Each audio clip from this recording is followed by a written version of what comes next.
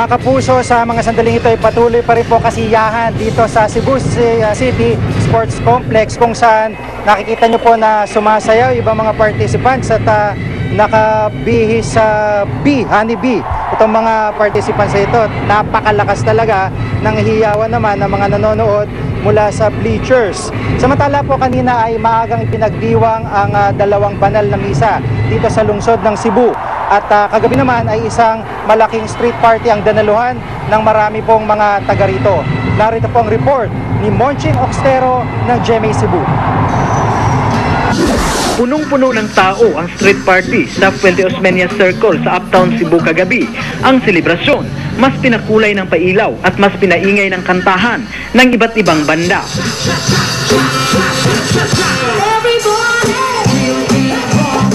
Kanina naman, hudyat ng pagsisimula ng Grand Sinulog Festival ang dalawang malalaking misa. Ang Mañanita Mass sa Basilica del Santo Niño, idinaos alas 4 ng madaling araw. Pinangunahan ito ni Reverend Monsignor Frederick Requinbig. Ang Pontifical Mass naman, ganap na alas 6 ng umaga idinaos.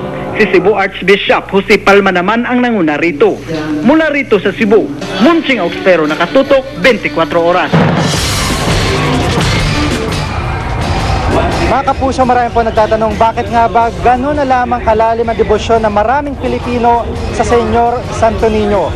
Alamin po sa pagtutok na ito ni Victoria Tulad. Kahit siksikan sa loob ng simbahan sa Tondo, dinala ni Aling Api ang mahigit 10 imahe ng Santo Niño upang mapabasbasan. Deboto siya ng mahal na poon mula pagkabata. Nakakatulong siya sa amin.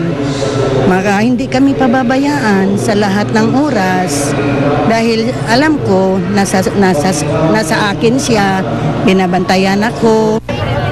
Mahigit 2 dekada na ring deboto si Ruth Lacanilaw. Bago nga magmisa, binilhan pa niya ng bagong damit ang kanyang poon. Naniwala po na may dalang swerte sa amin itong Santo Niño. Ayon kay Father Eric Santos, kura paroko ng simbahan ng Santo Niño, sa buong mundo, ang mga Pinoy lang daw ang may matinding paniniwala sa Santo Niño. Sa mga Pinoy kasi, iba ang bata no? So, yung kanilang attachment sa bata, pagka matuwain sa bata, parang naisalin din, no? Sa kanilang attachment sa Santo Niño. Kalawa is, sabi nila, pinakamadali daw makipag-usap sa bata. Sabi nila, no? Dahil walang pretensions, So, pati sa debosyon, parang ganun din.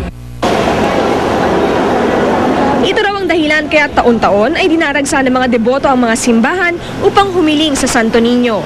Sana magkaroon kami ng mahusay sa pamumuhay at bigyan ng magandang kalusugan. Kastila ang nagdala ng Santo Niño sa bansa.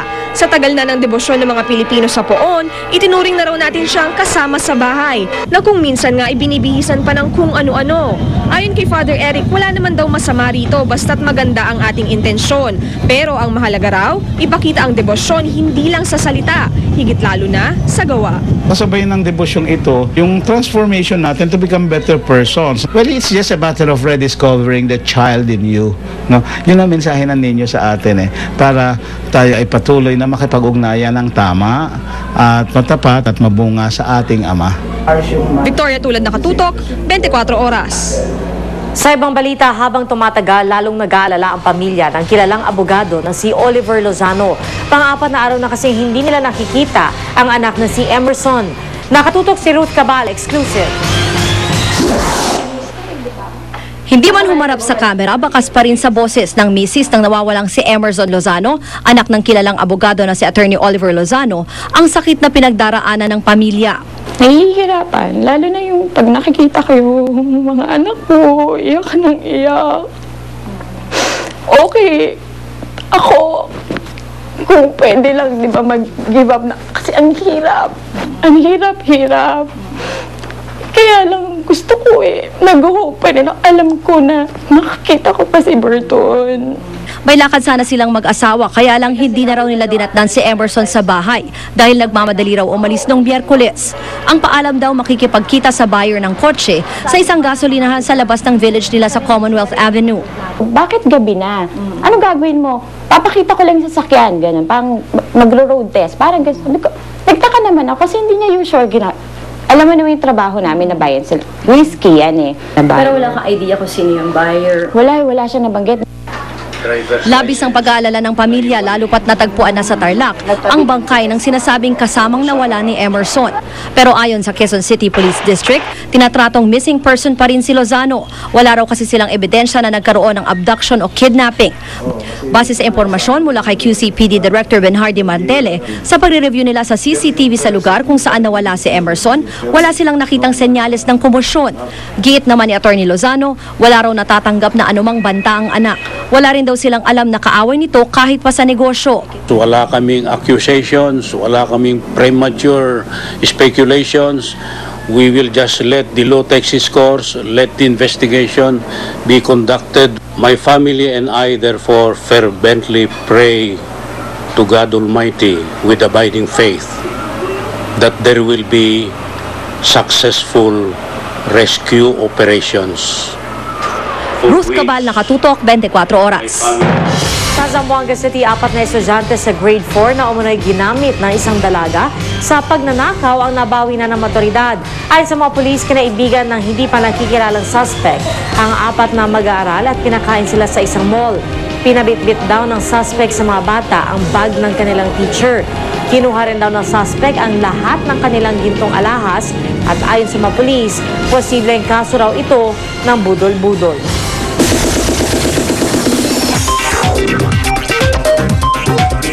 Nagisaya rin ang ilang Kapuso stars sa Ati-Atihan Festival sa Kalibo, Aklan at sa Sinulog Festival sa Cebu. Makichika kay Aubrey Carampel.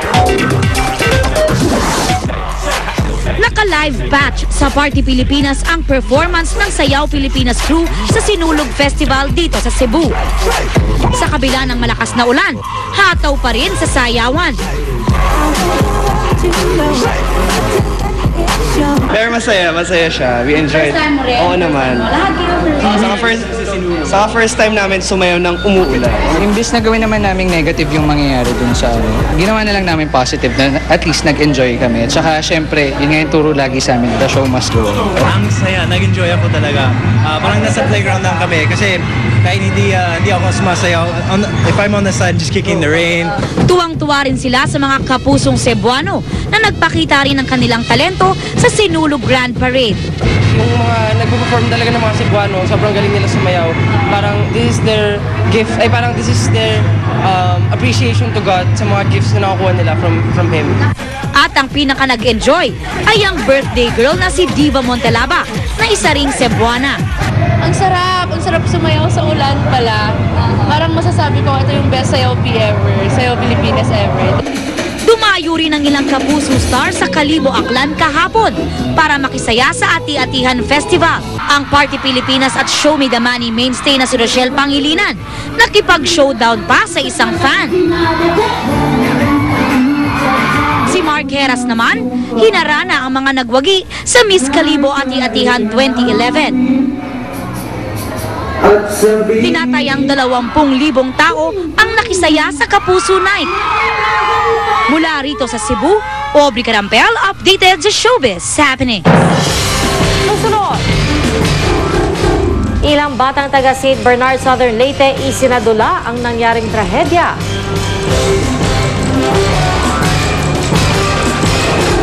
Kainang eat all you can sa halagang 99 pesos.